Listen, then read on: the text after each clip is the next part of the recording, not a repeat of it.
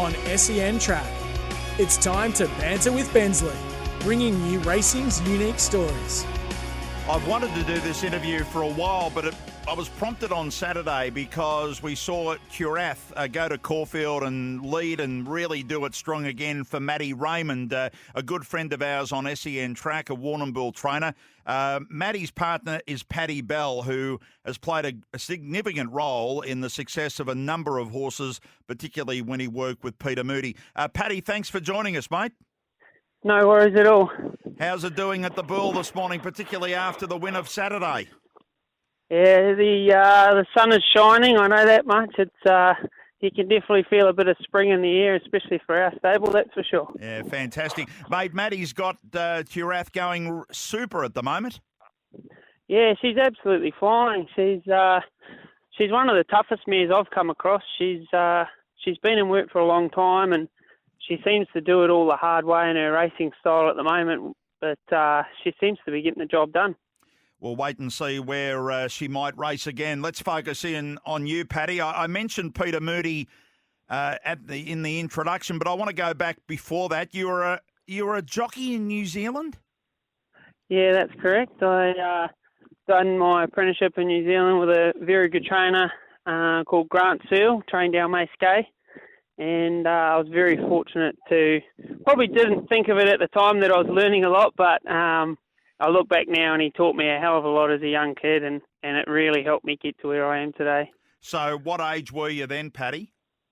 I started at Grant's actually when I was about 13 and done my apprenticeship obviously through the ages of 15, 16 right through to I was sort of around that 20 mark, and I started getting a lot bigger as the years went by, and as I got bigger it got harder and harder, and I moved over to Australia in 2010 with the mindset of a 6-month break and just learn something from a good trainer and take it back home with me and see if I can sort of start something fresh when I went home. And I was fortunate enough to be involved with some good horses with Peter, and he looked after me well and gave me some good opportunities, and I haven't left yet. No, you've stayed here all that time.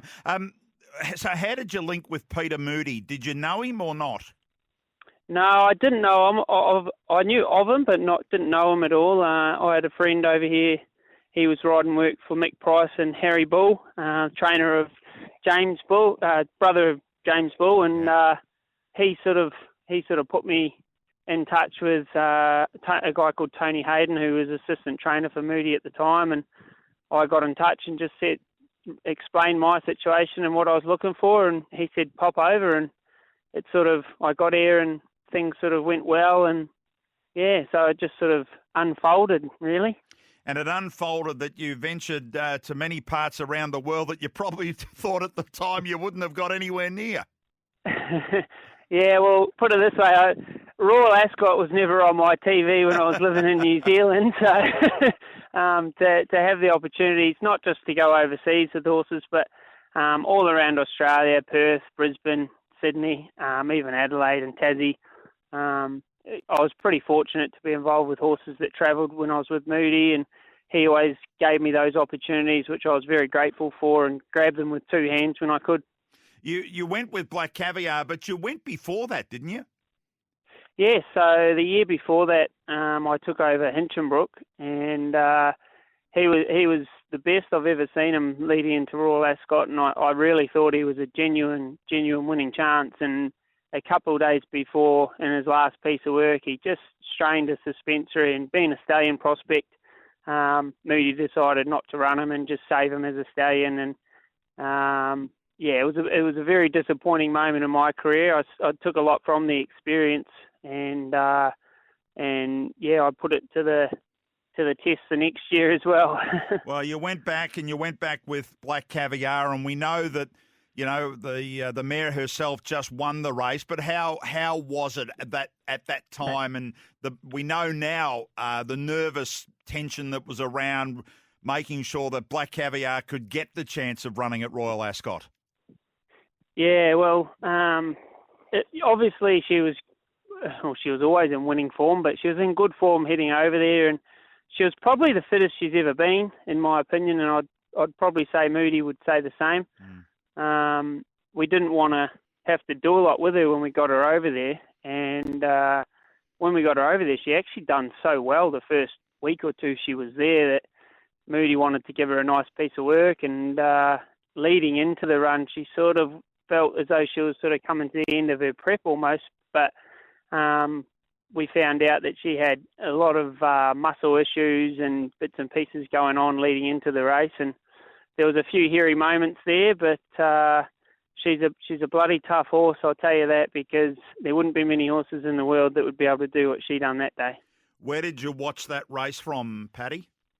I was actually on the inside rail in the middle of the track because obviously leading her out, I led her up the straight a little bit, let her have a look before I let Luke go. And I just ducked under the inside rail and watched it from in there. And I was pretty confident. I was quite surprised when she sort of put a length on them when Luke did ask of her. I thought, oh, she's going a lot better than I initially thought. At sort of the 800, when Luke did have to give her a shake, I thought she was actually in a lot of trouble. But she sort of found a length, and I thought, oh, we're not in as much trouble as I thought now. But as soon as Luke sort of steadied his hands and she really pulled up on him, I got really worried and thought, oh no, this isn't going to be good. But luckily enough, Luke gave her just that one last push and asked for the supreme stride, and she gave it to him. Was the tension at times overwhelming in the lead-up, Paddy? Oh yeah, something I've never experienced in my life, and I'll obviously never get to experience it again, I wouldn't think, not with a horse like that. The media coverage, as soon as you brought her out of the stables, there were hundreds of people at times with cameras, and it was almost, I could imagine the life of a celebrity or a rock star or something.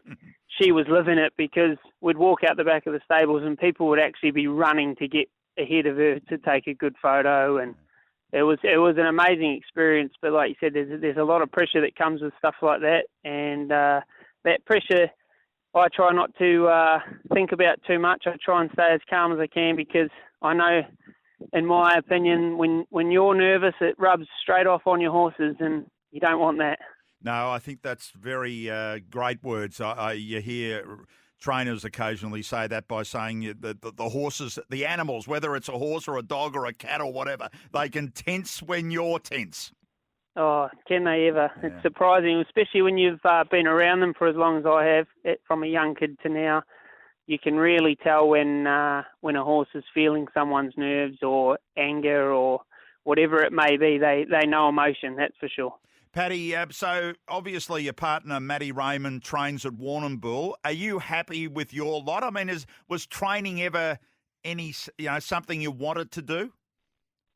Not early. I was always sort of just living through, just focusing on the next day and what was ahead of me, and trying to learn more than figuring out where I wanted to be in 20 years. But now that I'm in the situation I'm in, and I'm with Maddie, and she's doing an unbelievable job training these horses. She's got great people around her, and farriers and vets and staff, and everyone that's involved in her stable are doing a fantastic job. And I'm very lucky to be a part of it. But a few years back, before I sort of moved to Warrnambool and met Maddie, I thought about taking out my own licence, and I had a few friends that gave me some really good support and told me to just take the leap. And I've almost come to it at one point, and then Maddie was starting to train, and I didn't want to have two names in a small stable when she's doing such a good job of creating her business and profile. At the moment, I'm overly happy just helping her out, because she's doing a wonderful job. Well, when I spoke to Maddie on the way home on Saturday for my Twitter page, and I interviewed her about the Caulfield win, she paid equally the same accolade on you, Paddy, for the work that you do in track work and preparing horses and the like. You should be proud, mate, of what you've been able to achieve. How young are you, Paddy? I'm 33, so I'm starting to get on now. the body's starting to tell me that the years are getting closer and closer to retirement. But great story. at the moment, I'm still fit and healthy, so I'll keep riding as long as I can. Good on you, Paddy. Really appreciate you coming on and chatting with us this morning. No dramas, thank you. Good on you. Paddy Bell, great stories around the champ in Black Caviar, but he himself is growing his great life down at Warrnambool with partner Maddie Raymond.